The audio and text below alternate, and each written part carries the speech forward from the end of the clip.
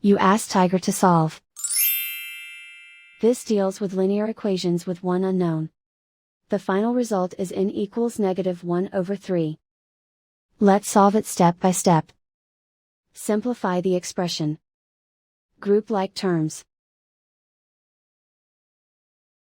Simplify the arithmetic. Group all constants on the right side of the equation. Add 3 to both sides. Simplify the arithmetic.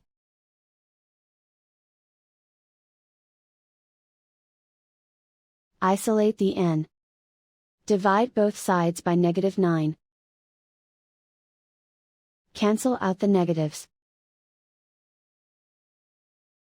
Simplify the fraction. Move the negative sign from the denominator to the numerator. Find the greatest common factor of the numerator and denominator.